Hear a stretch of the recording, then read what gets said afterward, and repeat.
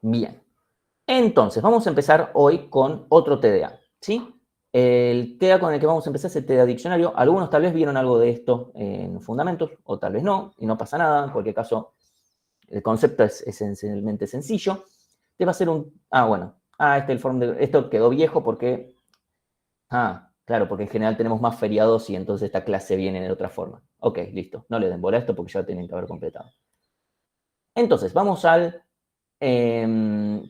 la utilidad que tiene este TDA, ¿sí?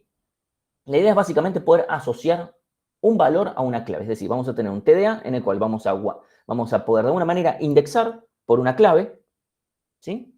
Yo quiero poder preguntar por una determinada clave y que me dé su valor. Por eso se le llama diccionario, porque básicamente lo podemos poner como que le estamos dando una definición a una clave, ¿sí? Un diccionario, obviamente tenemos como clave las palabras y como valores vamos a tener en nuestro concepto, vamos a tener definiciones de lo que son palabras, ¿sí? Pero no necesariamente tienen que ser dos cosas cadenas y lo que fuera. Es un poco tal vez más fácil de verlo de esa forma, ¿sí? Pero la idea es básicamente de alguna manera poder asociar a una clave un valor, ¿sí? De forma lo más sencilla posible y yo del lado de Bárbara poder consultar por eso, poder agregar cosas, poder borrar, etcétera, ¿sí? Obviamente la idea de lo que vamos a tratar de buscar es, por lo menos en esta clase, es hacerlo lo más rápido posible. Después vamos a ver otras cosas, ¿sí? De qué otras características le podemos dar a un diccionario. Entonces, ¿sí? Por ejemplo, diccionario de nombres con cumpleaños, donde los cumpleaños pueden ser un string, una fecha, lo que fuere, como sea, ¿sí? Podría ser de una receta a una lista de ingredientes, ¿sí? De vuelta, el valor que se asocia no nos va a importar demasiado qué tipo tiene, ¿sí? El que sí nos va a importar más es la clave. O sea, la clave es lo que nos va a estructurar todo. El valor puede ser cualquier cosa. Va a ser, pongámosle, como los test ENIS que estábamos teniendo antes. Bueno, va a ser eso. Listo. Esto es de algún tipo, no me importa. Esa parte no me importa. Sí me va a importar la parte de lo que es la clave. Porque la clave sí es por lo que yo quiero manejarme de forma rápida. Además, en un diccionario vamos a permitir, obviamente, que un elemento esté o no esté, pero no va a estar más de una vez. Eso por un lado. Pero valores pueden repetirse, incluso pueden ser todos el mismo, he llegado el caso. Una pequeña mención es que, dependiendo del lenguaje, se lo pueden llamar diccionarios o mapas. Son exactamente lo mismo, dependiendo de ya sea lenguaje o bibliografía, lo van a ver de una forma u otra. De vuelta, son exactamente lo mismo. Mapa por mapear, diccionario por clave y definición, es lo mismo. El concepto es exactamente el mismo.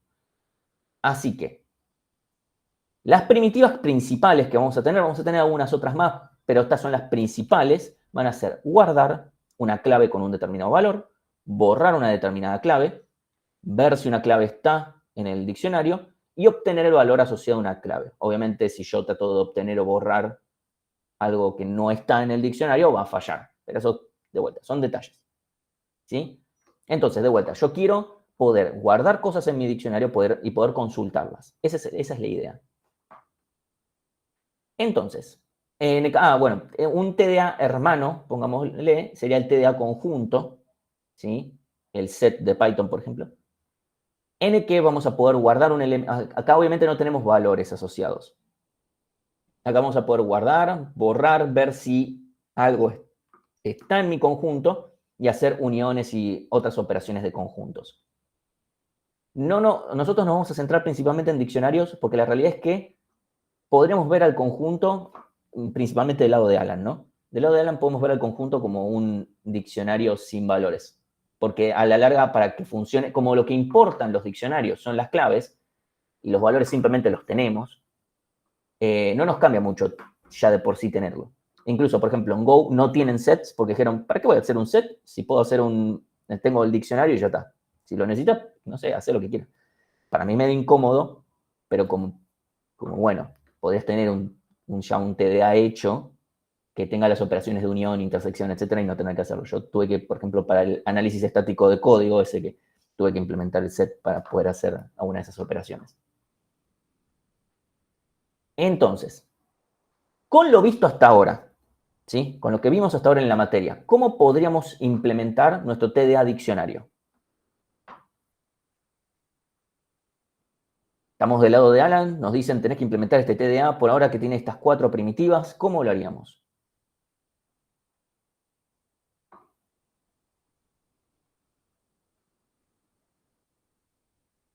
Dicen nodos, podría ser una estructura enlazada, podremos reutilizar una lista. Pregunta, profe, ¿tendrían que ser todos del mismo tipo, no? Los datos O sea, los asociados a datos una van a ser clave. todos, o sea, nosotros ahora vamos a tener 2 tipos de datos para nuestro TDA. Uno va a ser para las claves y otro va a ser para los valores, ¿sí? Las Claro, pero claves, los valores siempre serían de los mismos tipos también. sí, las claves todas van a ser todas del mismo tipo y los valores van a ser siempre del mismo tipo. Salvo que me guarden any o alguna cosa así, pero perdonen, tengo el gato que me está queriendo dormirse encima de los auriculares y es como no, ahora sí, creo. Entonces, es como si las keys fueran punteros a esas direcciones de memoria. No sé, no va. Entonces, evidentemente tenemos acá, proponen arreglo de structs con 2 elementos.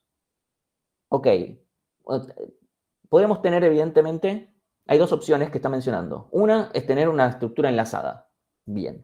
Y otra es tener una estructura en arreglo, bien. Ok, estructura enlazada. Supónganse que queremos buscar algo. ¿Cuánto me costaría en esta estructura enlazada? Quiero buscar si una clave está en el diccionario. ODN.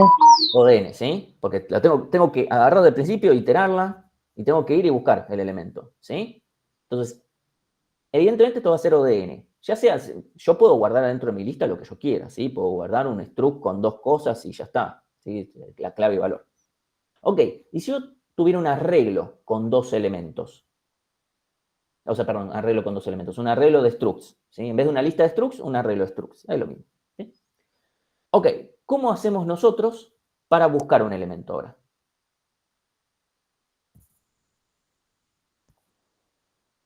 ¿Con elemento te referís a un struct específico A o a una un clave, atributo del struct? Ponele que fuera persona. Yo quiero el que a tenga la clave. apellido. Yo quiero buscar una clave. Y O sea, no sé. pongámosle que la clave es un string y que el dato es un int, nada más para simplificar. ¿Cómo hacemos para buscar? Y por lo que vimos hasta ahora tendría que volver a recorrer el coso hasta O sea, encontrarlo. yo tengo un array y tengo que iterarlo. O sea, así nomás tengo que iterar el array, ¿sí? Y si guardo cosas, también de alguna manera voy a tener que irle guardando espacio, lo que fuere, ¿sí? O sea, evidentemente voy a tener que iterar el arreglo. Alguien podría decir, podemos tener el arreglo, mantener el arreglo ordenado y hacer búsquedas binarias. Eso podría ser correcto. Pero tenemos un problema, que es que mantener ese arreglo ordenado cada vez que me hagan un guardar, ¿sí? Cada vez que me hagan un guardar, voy a tener que hacer lugar. Eso va a ser lineal. Y cada vez que yo hago un borrar en un arreglo, voy a tener que, tengo que dejar todo de vuelta. No puedo dejar espacios vacíos. Así que tanto guardar como borrar van a ser lineales. Así que no gano mucho por hacer eso. Esa es la verdad. En la estructura enlazada no gano nada por hacer eso porque yo no puedo hacer búsqueda binaria sobre una estructura enlazada. Porque no puedo ir a un elemento a la mitad en O de 1. ¿Sí? Si tuviéramos un arreglo de structs, convendría, ni bien se recibe, ponerlo en orden. De vuelta, es lo mismo. Primero, no sería, poner en orden un arreglo no es ODN. Es ODN log n, ¿sí? Entonces, hacer el ordenamiento, además yo no voy a mí me van a ir guardando elementos de a uno, ¿sí? Entonces, cada vez que me ponen un elemento, lo voy manteniendo ordenado, es lo que decía antes, ¿sí? Eso sí, Eso es lo que había puesto, profe. Que claro, ni pero bien se ahí recibe ya hacer tipo como inserción, no sé si es el ejemplo más adecuado. sí, sería como hacer inserción, exactamente, y ahí, obviamente, cada vez que yo guardo algo va a ser ODN, ¿sí? Lo mínimo, pero con la ventaja de que después podemos hacer búsqueda binaria. Sí, pero ¿cuánta ventaja te dio si de todas formas guardo? O sea, antes decíamos, che, no guardo en orden, pongo al final, ¿sí? Pongo al final, bueno, O de 1 en guardar. Mentira, porque tendríamos que revisar si no está repetido porque no queremos guardar repetido. Pero supongamos que por el momento nos hacemos los boludos al respecto. No cambia que borrar va a ser ODN y no cambia que buscar va a ser ODN. Pero por lo menos una nos quedó de 1. Ahora, en esto tenemos, sí, las búsquedas son logarítmicas, pero las otras dos son ODN. Sí, Bueno, conviene el desorden, sí. en realidad no conviene, en realidad la verdad es que no conviene ninguna, pero vemos que tenemos esta dualidad de cosas donde tenemos distintos problemas. Pero, ¿Cómo haces? bueno, aunque en un segundo que están los gatos cagándose a piñas. Uy. Listo. Ahí está. Dale, deja de. Ahí está. Entonces, lo que podemos ya ir viendo es lo siguiente. Yo no puedo mejorar nada en la estructura enlazada.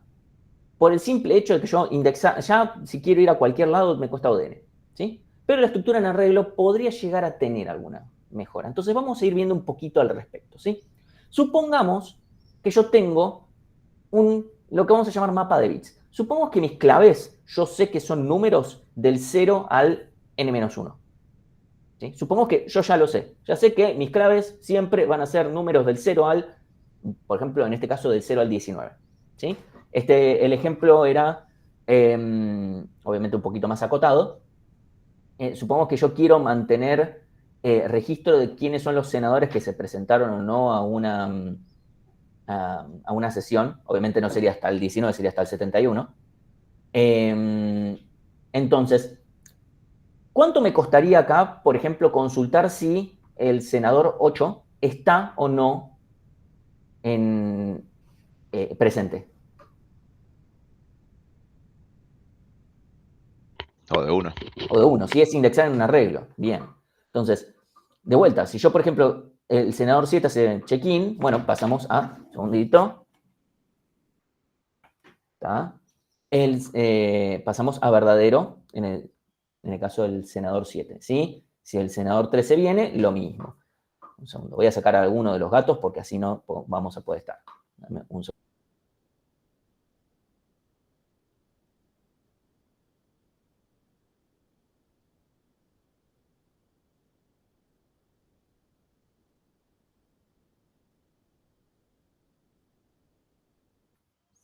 Listo. Entonces, si de repente el senador 0 hace check-in, de vuelta, todo esto nos cuesta O de 1. Indexar, si yo sé la clave va en determinada posición, esto es O de 1, ¿sí? Senador 7 hace checkout, lo pasamos a false, ¿sí? Todo esto es O de 1, ¿sí? Es medio falopa, ¿sí? La idea, pero pensemos lo siguiente. Si yo supiera que mis claves son del 0 al n-1, listo, ya está. Lo único que tengo que hacer es ir e indexar, y todo eso es O de 1. Y ahí todo es feliz y todo está bueno. Entonces, el problema con los arreglos no son necesariamente el arreglo en sí. Con el arreglo tenemos esa gran ventaja de poder indexar en O de 1. El problema es que nuestras claves, bueno, no son números de 0 al n-1. No necesariamente son números, no necesariamente están, si fueran números, no necesariamente son de 0 a n-1. Pero si las claves fueran números, todo esto sería muy bueno. Si tan solo fueran números. ¿Sí? O sea, si las claves, o sea, el problema es que las claves de vuelta no son números y si son números no necesariamente están en un determinado rango específico. Yo, a priori, del lado de Alan, yo no tengo ni idea. Ahora, yo lo que podría hacer, ¿sí? Es, o sea, supongamos que nosotros, lo más común es trabajar con cadenas como claves, pero también podría ser con otras cosas. Con ints también no es raro. También con structs a veces, pero es un poco más raro. Pero nos vamos a quedar más o menos en un ámbito medianamente sencillo, ¿sí? Entonces, si el problema es que las claves no son números, transformemos las claves a números. Y ya está. Tan simple, o sea, estamos en facultad de ingeniería, es como a nosotros nos gustan los números, como me dan un gato, lo transformo en un número y ya está. Si mi gato se vuelve un número, indexarlo en un arreglo es fácil. ¿Sí? Todos vemos eso, ¿no? Que si yo transformo a mi gato en un número, indexar en un arreglo, ahora es fácil. El problema es cómo transformo a mi gato en un número. ¿Sí? Esa es la gran pregunta grande. Entonces, tablas de hashing. Esta va a ser nuestra implementación, ¿sí? De diccionario, nuestra primera implementación de diccionario, en realidad primera y segunda, porque vamos a ver dos versiones, que es, vamos a usar, donde vamos a plantearnos, decir, che, yo voy a transformar mis claves a índices y con eso voy a indexar mi tablita y ya está, problema resuelto, todo va a ser rápido.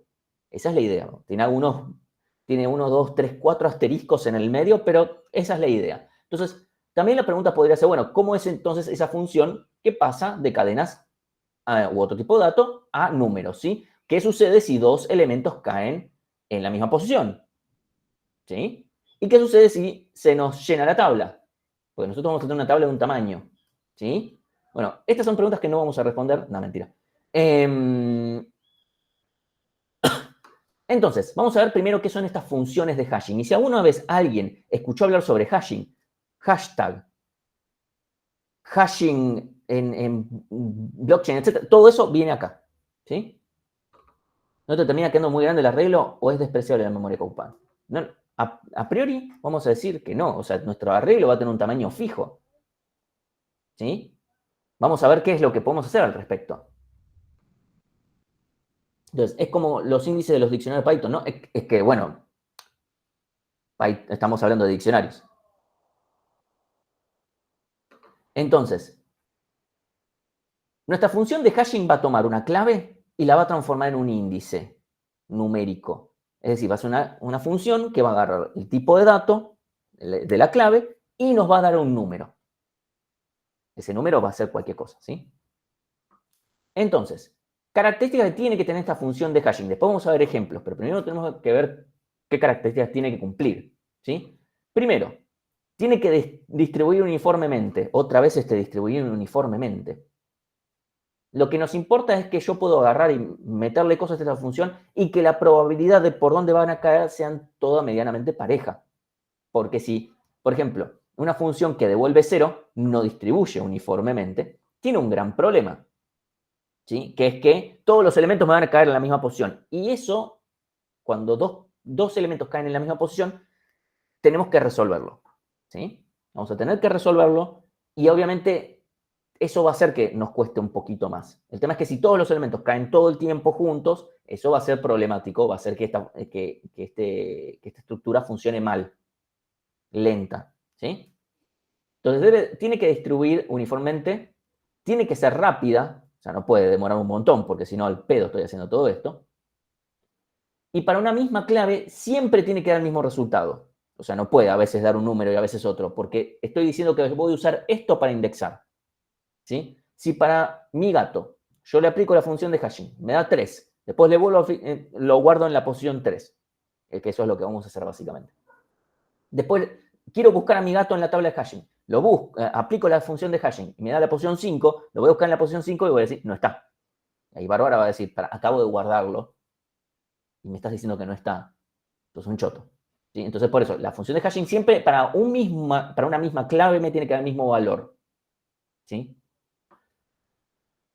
Entonces, si la función de hashing cumple o sea, es una función de hashing y por ser una función de hashing cumple estas tres propiedades, entonces se asegura que todas las primitivas de nuestro hash, las principales, digamos, las que acabamos de ver antes, van a ser O de 1 en sus operaciones principales. ¿Sí? O sea, todas van a ser de tiempo constante. ¿Sí?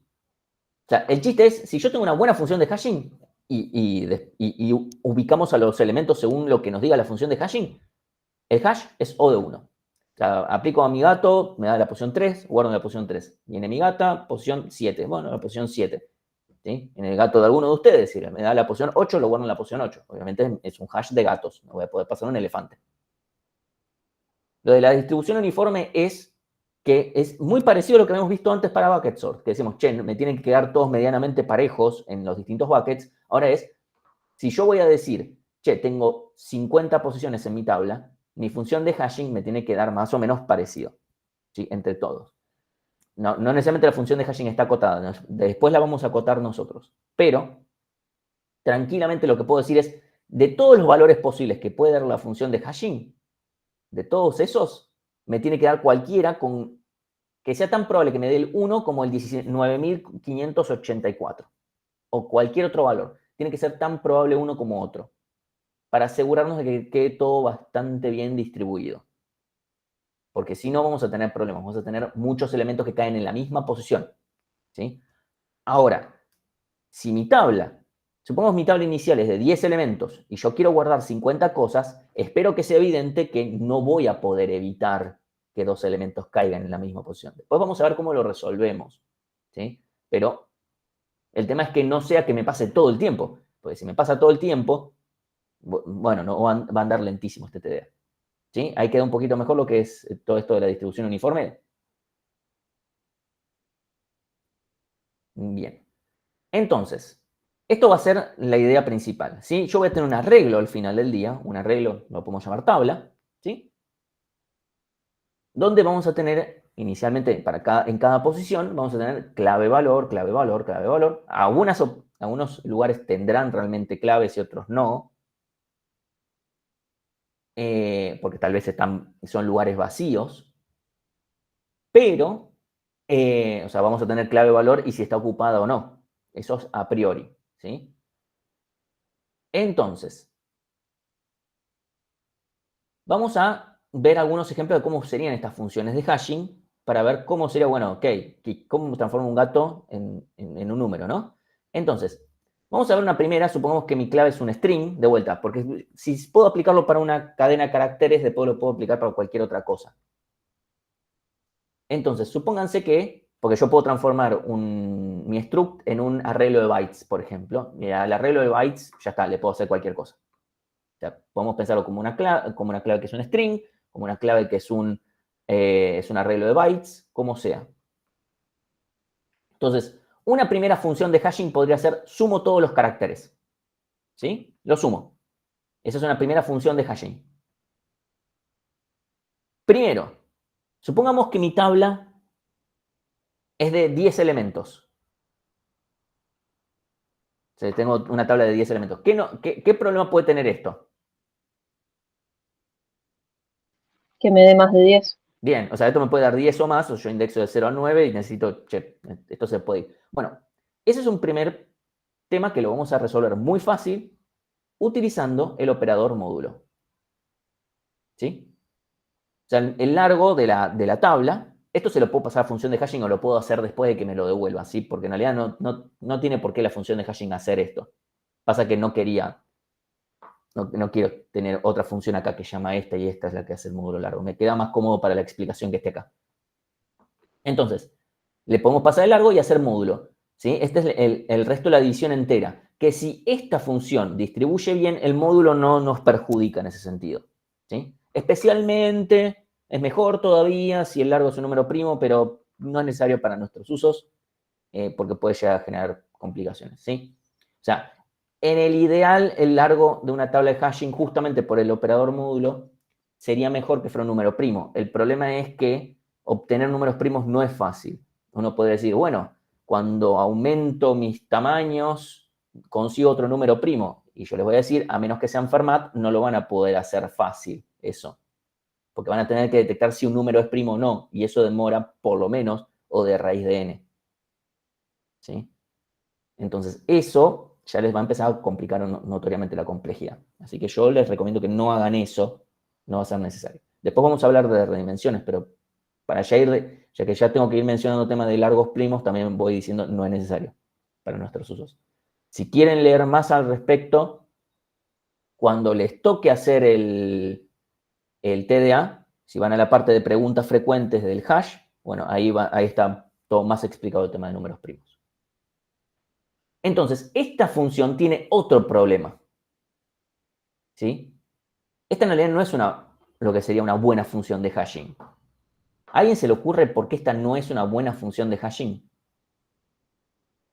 Se pueden repetir valores. Bien, o sea, bueno, ahí Newan también lo puso, la distribución es pésima. Cualquier anagrama cae en la misma posición. O sea, que se puedan repetir valores, eso puede pasar. El problema no es ese. El problema es que se repiten demasiado todo. Y si estamos pensando en cadenas, los strings todos van a estar muy pegaditos. Piensen que ABC cae en la misma posición que BBB. ¿Sí? Entonces, hay un teorema que yo he escrito, es una ley directamente que se cumple, que si ustedes pueden entender qué es lo que está haciendo una función de hashing, la función de hashing es mala. Fin. Acá yo espero que más o menos entiendan qué es lo que está haciendo la función esta. Si la pueden entender, la función de hashing es mala. Ustedes dirán, bueno, Entendemos que para cada valor le da, para cada posible valor de una cadena le asigne un único valor numérico. Es imposible eso. Por el simple hecho de que tenemos, o sea, el espacio, el universo de posibilidades no es tan largo en general.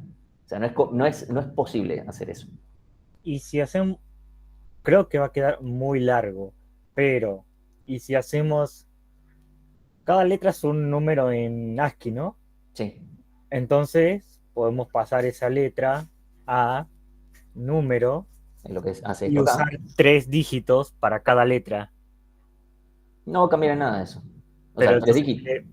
porque entonces sería un número, a ver si me explico bien, a ver, a, a, a, a, a. Algo así, pero sería un número. No va a cambiar en nada eso. O sea, eso no es un número. O sea, No sé cómo transformaste cada esa letra A tiene en un 3, 2, rango 1. de 200, de 0, bueno, de 1 a 255, por eso de la tabla ASCII así, entonces Sí. podríamos usar 3 dígitos por letra. Sí, por letra. Entonces sería único para cada cadena. El tema, ¿Sería? ¿Sí o no? no creo, pero Ok. eso solo además no nos sirve. Va a generar un montón de colisiones eso. Pero luego te estás queriendo concatenar y eso va a tardar un montón nada más. Pero sacando eso, o sea, esta función es mala, Ujú. ¿sí? Y una función que distribuye bien, bueno, idealmente número primo, es una como esta. Ah, esta es una buena función de Hashi. Que agarra un número primo y hace multiplicaciones del carácter en ASCII y hace un XOR bit a bit y cosas por el estilo. Esta función no se entiende. Buena función de hashing. Las buenas funciones de hashing no se entienden nada. O sea, yo puedo entender qué es lo que está haciendo cada línea. Yo, o sea, les digo qué es lo que hace cada línea. ¿Por qué eso funciona? No tengo ni idea. ¿Sí? O sea, ¿por qué esto distribuye bien? No hay idea. O sea, el que la escribió seguro lo sabe, yo no lo sé. Probablemente el que la escribió ya no lo sepa más. Probablemente el que la escribió dijo, estaba con una petaquita de vodka, pero un poco, dijo, bueno, y empezó a tirar números. Así que así es como se ve una función de hashing, por ejemplo. O, si no, también esta de acá. Esta, que hace shifts de los bits y después les hace XOR y después suma y después más XORs y más shifts. Bueno, shift para un lado, shift para el otro. Bueno, esto es una función de hashing. Flashea cosas, ¿sí? Sí, Mauricio. ¿Podemos buscar el primer algoritmo de hash que nos encontremos en internet y meterlo ahí, implementarlo y estaría bien? Sí, o sea, esa es la siguiente cuestión es, o sea, la pregunta que ustedes pueden hacer tranquilamente es, bueno, ¿y ahora cómo implemento la mía? No es necesario que la implementen ustedes. Pueden usar alguna de estas que acabo de mencionar, pueden buscar ustedes alguna, no hay ningún problema con eso. Creo que en la librería estándar de Go también puede ser que haya alguna. No usen una de una librería no estándar de Go porque no la van a poder bajar. O sea, porque le van a mandar al corrector automático, el corrector automático va a intentar bajarlo y no van a poder, les va a fallar. ¿Sí? Pero sacando eso, o sea, cualquier cosa que sea o de la librería estándar de Go o que ustedes pongan, está todo bien. Simplemente pongan la fuente. Es lo único que nos importa, que pongan la fuente. O sea, si se la sacan de algún lado, no estamos esperando que ustedes implementen una buena función de hashing. Incluso si ustedes la implementan, seguramente no les va a pasar las pruebas de volumen. Esa es la verdad, porque les va a andar mal. ¿Sí? Profe, una Sí. consulta. Eso de la fuente, así, podemos simplemente, si es alguna, no sé, ahí vi que tienen nombres estos hashes, o sea, son hashes conocidos. Sí. ¿Podemos simplemente poner el nombre del algoritmo? Sí, sí, sí. Si ustedes dicen es tal algoritmo, está todo bien. Ah, Si es que tiene nombre. sí, Eh, bien, gracias. Obviamente, si están de vuelta. No estoy seguro si había algo en el librería estándar de Go. En algún punto tal vez, hemos evaluado incluso nosotros nosotros le decimos qué función de hashing usar y eso nos permitiría estandarizar algunas cosas de algunas pruebas, pero por ahora no lo hemos hecho, así que esto es bastante libre.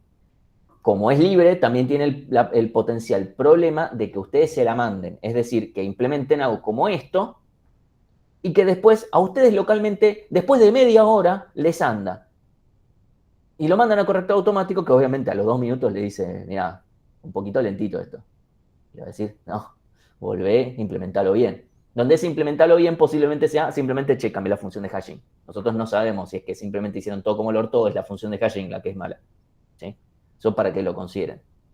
Si están usando una función de hashing que ya está aprobada, que es buena y qué sé yo, y saben que la están usando bien, bueno, pueden descartar eso. Por eso es que, nada, fíjense que estén usando una buena función de hashing. Ya que estamos en el tema, vamos a hablar un poquito de funciones hashing criptográficas, que después de esto se extiende un poquito más también en teoría de algoritmos, pero levemente, que es que si alguna vez vieron esto de MD5 o el hash que tiene algún programa o algún archivo o algo por el estilo, de dónde sale, bueno,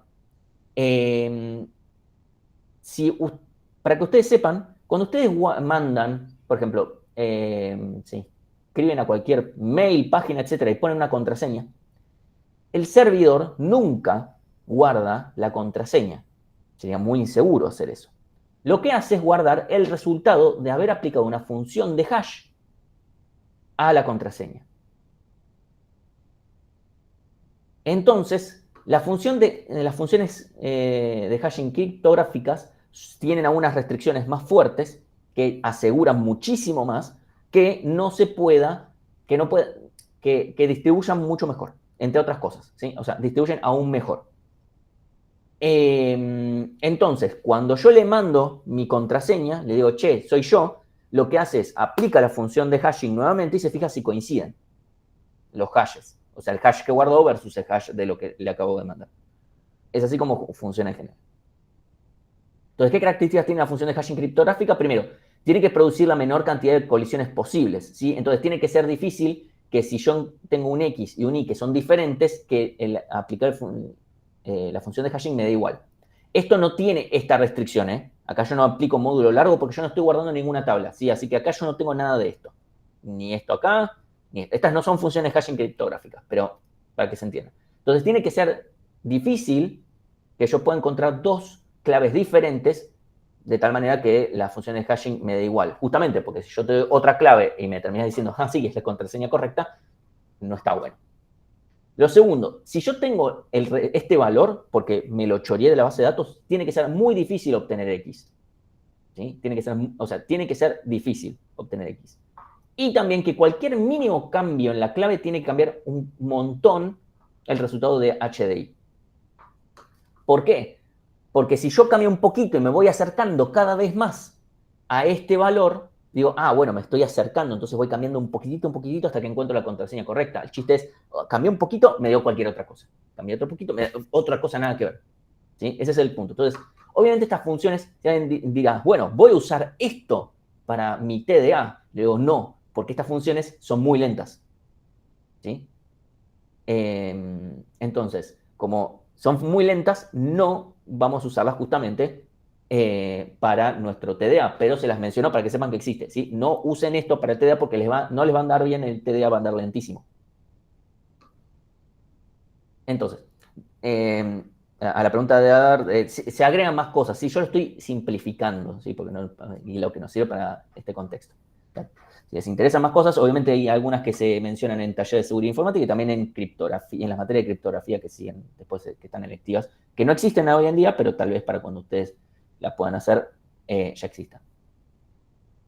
Entonces, algunos ejemplos, bueno, MD5, que hoy en día no se considera tan segura, pero para algunas cosas ya todavía se usa porque no se necesita tanta seguridad, y SHA-256 y varias otras más que existen.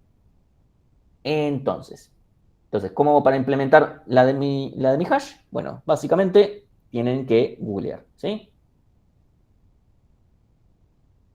Entonces, ahora vamos a el problema, el elefante en el pasillo, ¿sí?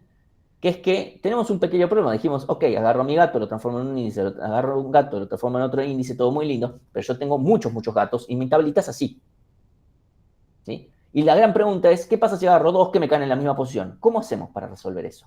¿Sí? Bueno, esa es una pregunta que tenemos que poder resolver, porque eso va a pasar, ¿sí? Porque uno puede decir, bueno, cuando la tabla esté bastante llena, podemos redimensionar.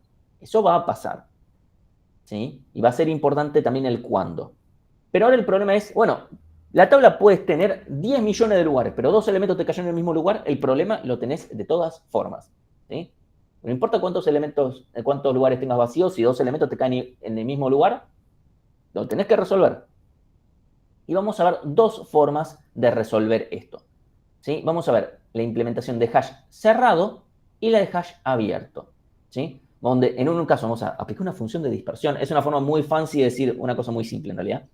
Donde vamos a definir cuál es la nueva posición, ¿sí? Y un hash abierto lo que va a hacer es, en cada tabla vamos a tener guardada una lista, ¿sí? Entonces, primero vamos a ver el hash cerrado. Si lo doy a votación, sé que van a elegir el hash cerrado primero, así que yo ya tengo las diapos, ya nos ahorramos eso.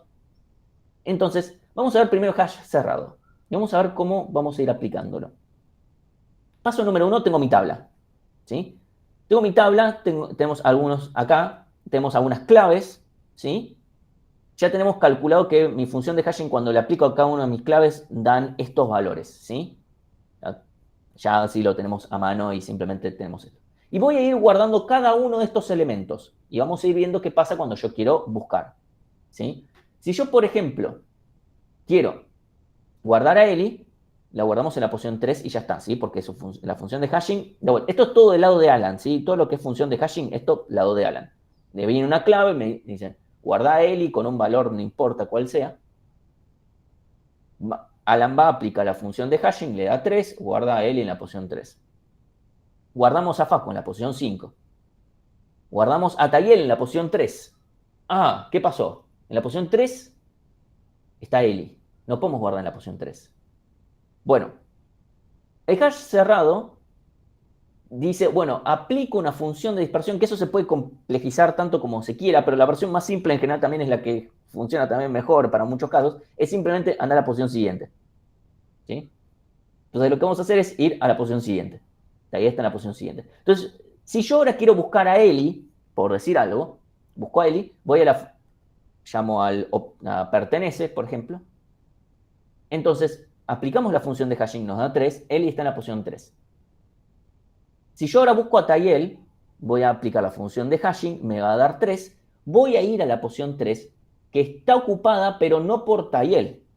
Entonces, uno no puede decir ahora, che, acá no está Tayel. No, porque yo sé que cuando yo guardo, si acá ya estaba él y cuando yo guarde, tengo que ir a la posición siguiente, ¿sí? Entonces voy a ir a la posición de abajo y lo voy a encontrar a Tayel acá, ¿sí? Y ahí, Caro dice, sería como el counting que sumo 1 a la posición o disperso de manera random.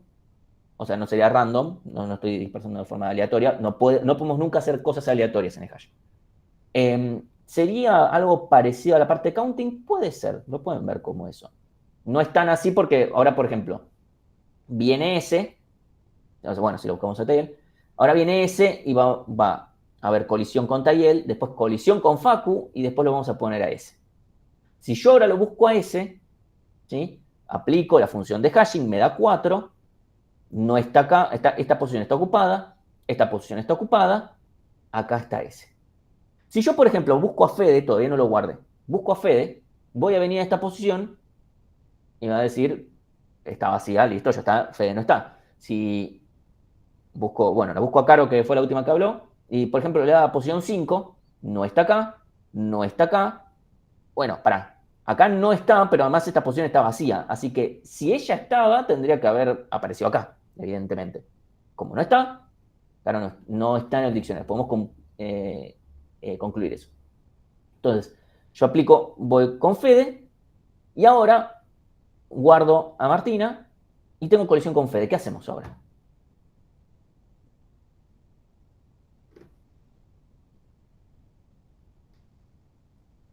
A ver, dice redimensión. Sebastián dice al 0. ¿Quién da más? ¿O quién da menos? Bien, como dicen Sebastián y Juan, guardamos en la posición 0.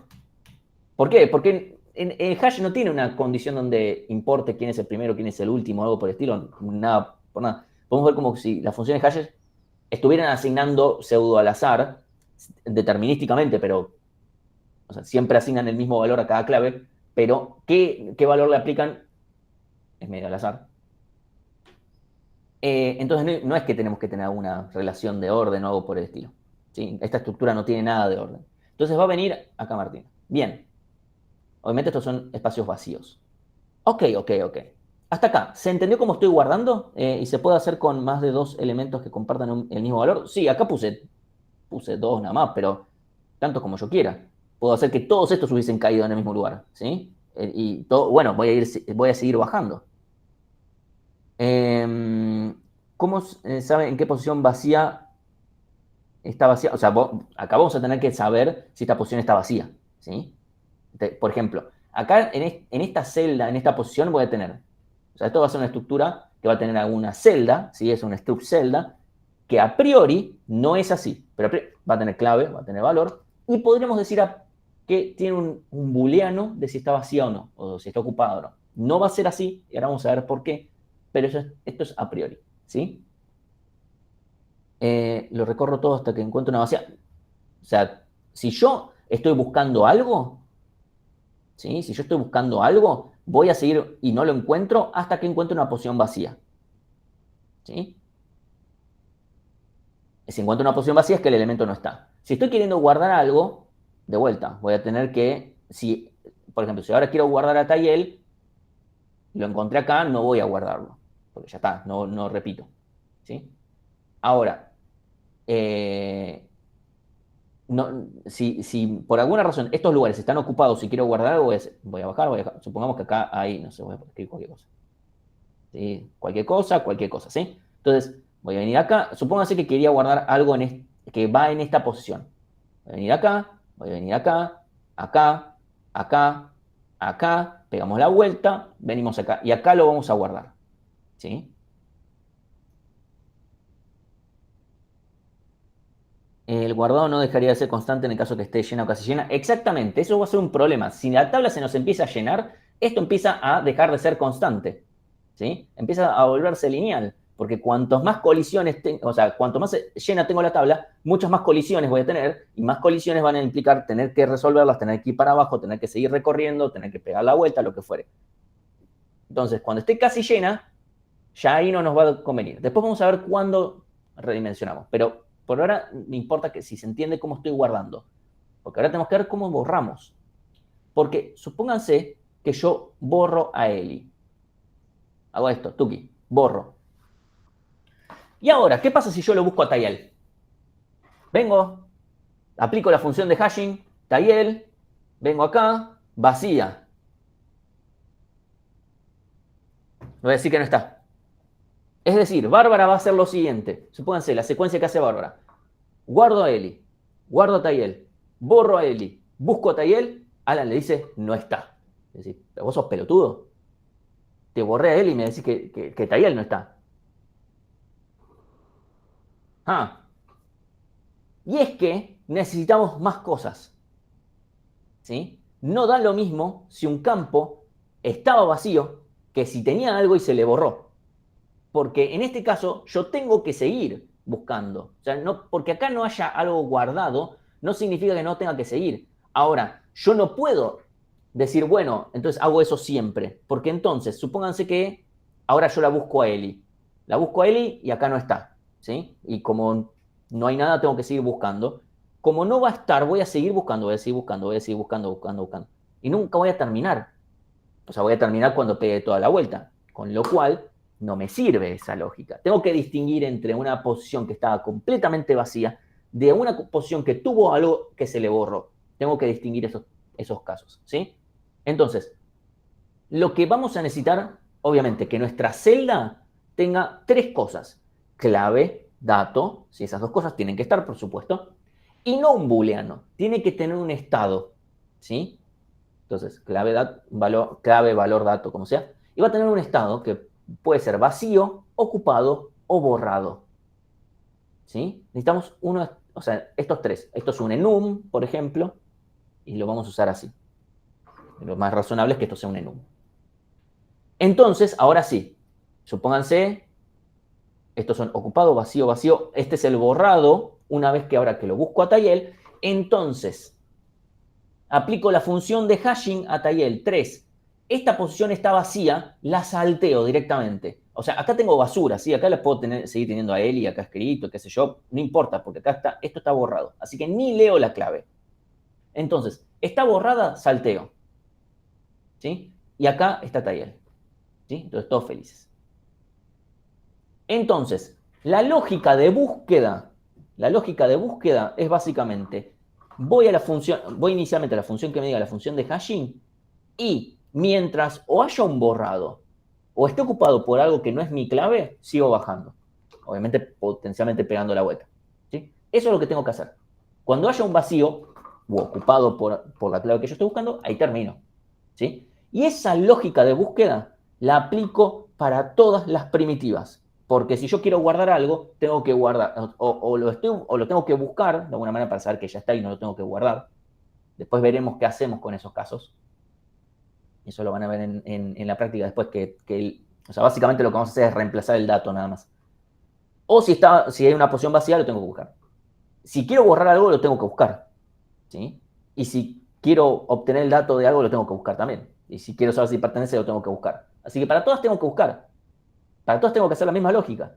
Eso huele a código repetido. Ustedes no pueden repetir código. Código repetido igual malo, feo, caca. Así que desde ya les voy diciendo, no repitan este código. ¿Sí? Tienen que tener una sola funcioncita que haga la lógica de la búsqueda. ¿Sí? Y todas las funciones tienen que poder usarla. Te los voy adelantando. Por suerte, el código del analizador estático de código agarra la mayoría de las cosas donde hacen esto de no reutilizar. Pero a veces se saltea cosas, obviamente, si lo hacen, si se la rebuscan, tal vez pasen lo único que van a comerse es una reentrega, porque no hay forma de que les aprobemos eso. ¿Sí? Desde ya se los voy adelantando. ¿Sí? Una búsqueda, sigo hasta que encuentre un vacío. Sigo hasta que encuentre un vacío o la clave que esté buscando. ¿Sí? Si encuentro la clave que esté buscando, también. Y esa es la lógica que vamos a terminar aplicando. No hay mucha más vuelta con el hash cerrado con respecto a esto. Después el iterador del hash cerrado tiene sus vueltas. El iterador lo van a ver después en la práctica. No sé si la de hoy o la de la clase que viene. No me acuerdo.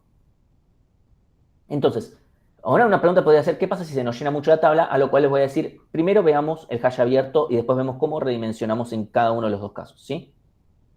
Entonces, supónganse que yo tengo el hash abierto, recordamos, vamos a tener una lista para resolver las colisiones. Entonces, viene Eli, entonces vamos a ir a la lista 3. Viene Facu, a la lista 5. Viene Tayel, la lista 3. Entonces, si ahora busco Tayel, itero sobre esta lista. ¿Sí? Aplico la función de hashing 3, voy a la lista 3, tengo que iterar esta lista. Guardo a S, Fede y Martina. ¿Qué pasa? Si la función de hashing distribuye bien, cada una de las listas debería ser bastante pequeña. Porque cuando se vuelvan grandes, yo igual voy a redimensionar. Después vamos a ver bien cuándo pasa eso, pero la idea es que redimensionemos. Para que ninguna de estas listas pueda ser grande como para que nos pueda perjudicar. Alguna va a tener 1, 2, 3, 4 elementos, como mucho. No debería tener mucho más que eso. Entonces, si yo ahora quiero borrar, por ejemplo, a Eli, ¿sí? Voy a buscar a Eli y la voy a borrar. Y ya está. Y acá, obviamente, podemos usar... Acá soy Bárbara de la lista. De la lista, de su iterador, de todo. Yo soy Bárbara acá. O sea, yo soy Alan del hash, Bárbara de la lista.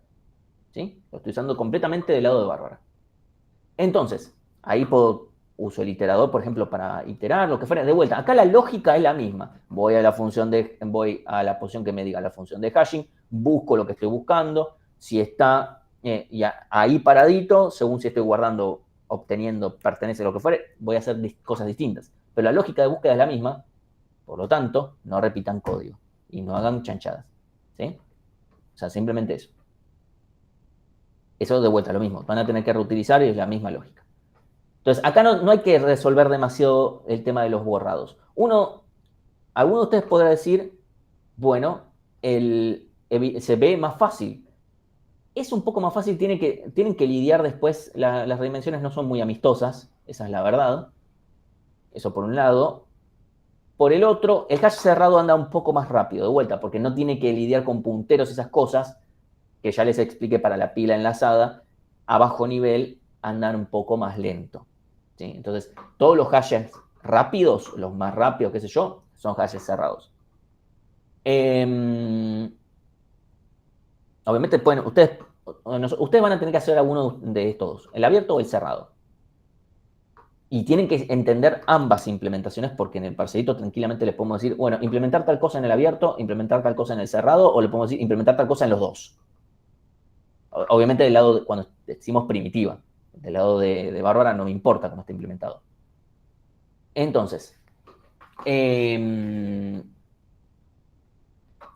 ahí voy a lo que está planteando Mauricio, y ahí te respondo bien. Entonces, lo que sí lo que les puedo decir es que el iterador del hash abierto es más difícil, notoriamente, que el de hash cerrado es una boludez. Ahora, el de hash abierto tiene algunas complicaciones con la parte de avanzar y qué sé yo, tiene algunas complicaciones. Obviamente, siendo objetivo, me parece que el hash abierto es un poco más fácil, el hash cerrado es mejor, pero bueno, a uno también le puede parecer como prefiero no lidiar con estas listas de mierda y qué sé yo, y está, obviamente, qué sé yo. Ustedes van a hacer, con vuestros grupos, van a definir cuál van a hacer cada uno y ya está. Como las pruebas funcionan de cualquier manera, porque es una implementación u otra. Entonces, ahora volvemos al tema de la redimensión y algo que plantea ahí Mauricio, que es correcto. La redimensión tiene un pequeño detalle, ¿sí? Que es que, si recordamos, yo aplico la función de hashing y después le hago un módulo largo, ¿sí? No le puedo hacer el módulo largo original, porque si no los elementos van a quedar, si supongamos que mi tamaño inicial fuera 10, para hacer una cosa. Si yo triplico el tamaño de mi tabla, pero sigo haciendo módulo 10, me van a seguir quedando los elementos entre las posiciones 0 y 9. Así que voy a tener que hacer módulo de 0 a la nuevo tamaño. ¿Qué pasa? Si hago eso y si yo dejo los elementos donde estaban, el problema es que no los voy a encontrar, porque el resultado de número gigantesco, no importa, grande, chiquito, módulo, otro número, me va a dar otro resultado. Entonces los tengo que reubicar a los elementos para que yo cuando los busque los pueda encontrar, ¿sí? La función de hashing me va a seguir dando en sí el mismo número, pero el resultado de hacerle módulo largo me va a dar otra cosa. Entonces, como dice Mauricio, tengo que volver a hashear y volver a poner todos los elementos en la tabla. Y eso no sé si diría necesariamente guardándolo, pero sí ubicándolo. Sí, Mauricio. ¿Podemos guardar una variable que tenga la cantidad de elementos de la tabla? Y usar Eso lo van a tener que tener. O por sea, eso, para comparar el largo de la tabla con la cantidad de elementos y si es necesario por alguna definición de constante así, que usted me lo marcó en en los sí, últimos TDAs. la respuesta es que tenemos que hacer eso, ¿sí? O sea, hay que hacer exactamente eso que estás planteando, ¿sí? Necesitamos definir cuándo conviene redimensionar y para eso vamos a definir el factor de carga que va a ser. El factor de carga es la cantidad de elementos que tengo en mi tabla, ¿sí? Esta cantidad que estás diciendo, la vamos a necesitar también por otra razón, que es que vamos a tener la primitiva cantidad. Pero no solamente por eso, vamos a tener la cantidad de elementos dividido, ¿sí? El tamaño de mi tabla, ¿sí? Entonces, esto nos va a dar una proporción de cuán llena está la tabla, básicamente, ¿sí? Entonces, lo que vamos a decir es que si para el hash cerrado, este número es ya el 70%, o sea, 0,7 este valor, sí, este número en el hash cerrado tiene que dar entre 0 y 1. No les puede dar más que 1 porque no puedo guardar más. Pero en el hash cerrado vamos a decir que esto si ya da el 0,7, esto 0,7 está definido porque hubo gente que sacó métricas y determinó que 0,7 es el número mágico. No le busquen más vuelta. 0,7, ahí vamos a duplicar el tamaño de la tabla. ¿Sí? Vamos a tomar como criterio de redimensión eso y ya está. Cuando yo, creo una nueva tabla del doble de tamaño, tengo que reubicar los elementos en la nueva tabla. ¿Sí? Tengo que agarrar cada uno de los elementos que realmente están en el hash. Obviamente mi tabla nueva no va a tener más los borrados, que los borrados también son una cosa problemática, ¿sí?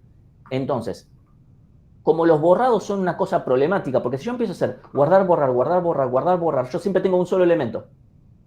Siempre tengo un solo elemento, si hago guardar, borrar, guardar, borrar.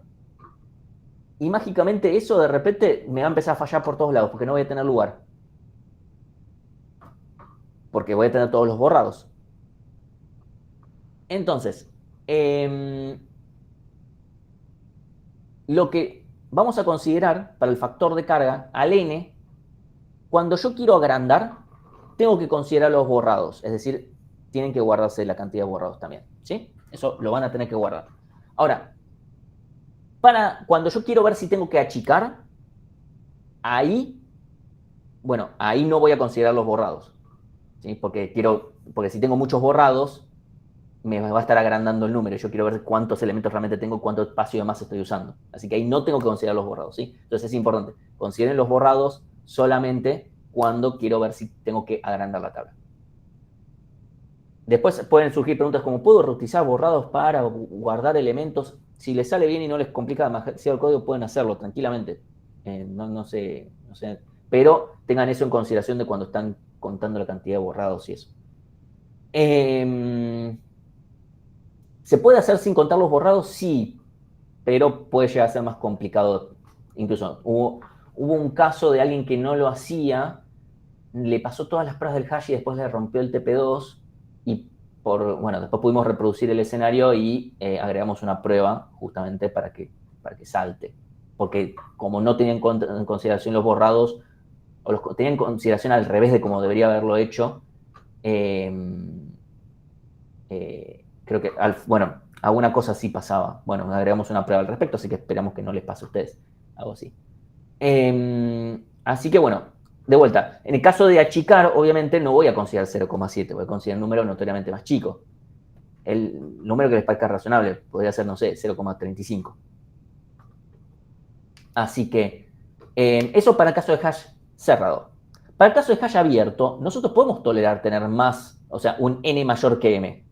No hay nada que me lo impida, porque yo puedo tener más de un elemento. O sea, el factor de carga va a ser, si la función de hashing distribuye bien, alfa va a ser la cantidad de elementos que tengo por lista.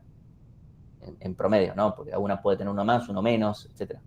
Pero en promedio voy a tener alfa. ¿Sí? Entonces, nosotros podemos tener un factor de carga 2, 3. Mientras las listas me aseguro que son chicas. ¿Cuál es el valor correcto? La verdad es que no les sé decir. Puede ser 2, 3, 4. Así que les diría, prueben. Prueben. Que les ande mejor. Porque ¿qué pasa? Uno puede decir, bueno, les pongo 1. Sí, pero el problema es que lo que tiene bueno el hash abierto es que se banca más carga sin tener que andar redimensionando, porque las redimensiones son caras. No solamente tengo que crear la tabla, tengo que iterar cada elemento, ver en qué nueva posición va. Y eso es problemático, ¿sí? Entonces, nada, consideren eso. Algo a considerar, ahora nuestro iterador no va a tener ningún insertar ni borrar, porque borrar eventualmente podría llegar a tener, puede ser, pero insertar no tiene sentido. O sea, borrar no tiene sentido, e insertar tampoco. Insertar no tiene sentido porque yo no puedo estar iterando y decir, insertame algo acá. Porque el hash no tiene concepto de espacio, de esto está acá, en este lugar. No es como la lista que es primero, segundo, tercer, cuarto, quinto elemento. ¿Sí? Entonces, nuestro iterador no va a tener la posibilidad de borrar, de insertar. Porque además, si querés insertar algo, usar el hash guardar y ya está. Y el borrar lo mismo. Podés usar el borrar que funcione en tiempo constante. Y ahí Nebuen pregunta, ¿cuándo achico el hash abierto? Bueno, lo mismo, un factor de carga que nosotros definamos que es bastante chico. Obviamente, consideremos al revés, ¿sí? Si yo, por ejemplo, considero que ¿qué cosa? Que estoy usando, no sé, por ejemplo, tengo factor de carga 2, ¿sí?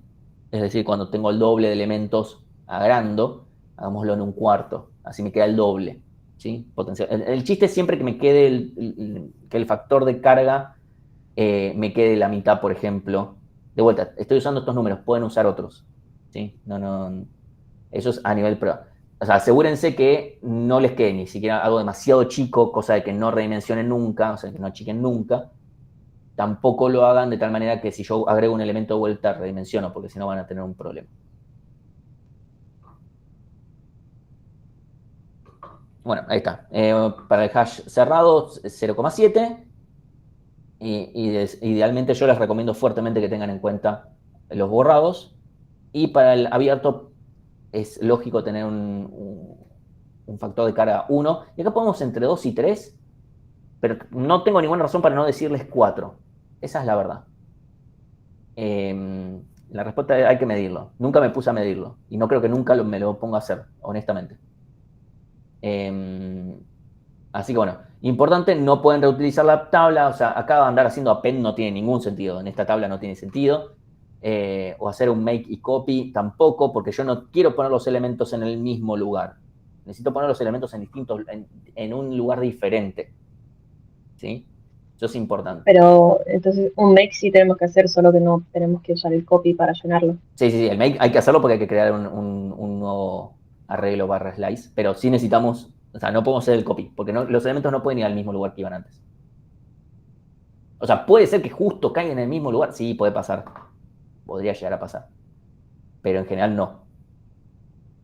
¿Se entiende eso de que los elementos después de que redimensiono los tengo que poner en otro lugar? Porque eso es importantísimo que se entienda, porque si no, no les va a dar nada.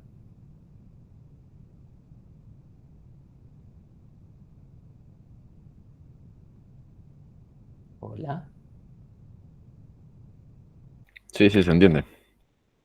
Hasta ahora 3 personas, o sea, hay 97 personas y solo 3 respondieron. Dígame por favor si entendieron o no al respecto, porque si no, quiero saber nada más, si no tengo que volver a explicar eso.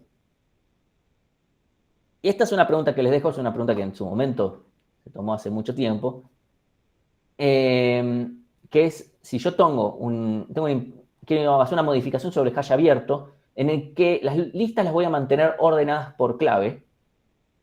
La pregunta es cómo mejora, empeora o empeora respecto a la versión que acabamos de ver, ¿sí? Para las inserciones, para los borrados y las búsquedas con éxito y sin éxito. Esta es una pregunta para que ustedes se hagan, para que se planteen bien qué es lo que está pasando, ¿sí? Hay que tener cuidado con ciertas cosas, ¿sí? Estas se las dejo a ustedes para que la piensen. Sí, o sea, esta lo tomé en uno de los primeros finales que tomé yo. Y como vi que mucha gente respondió cualquier verdura, dije, bueno, la voy a poner en clase a ver si les surge. Así que bueno, no creo que no hay nada más, ¿no? Ahí está, ahí termino. Sí. Entonces, si estamos bien, si no hay ninguna pregunta, descansen ahora y arrancan a las 7.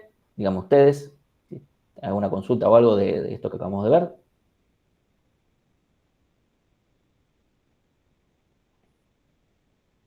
Perfecto. Bueno, entonces, ahí corto la grabación. Y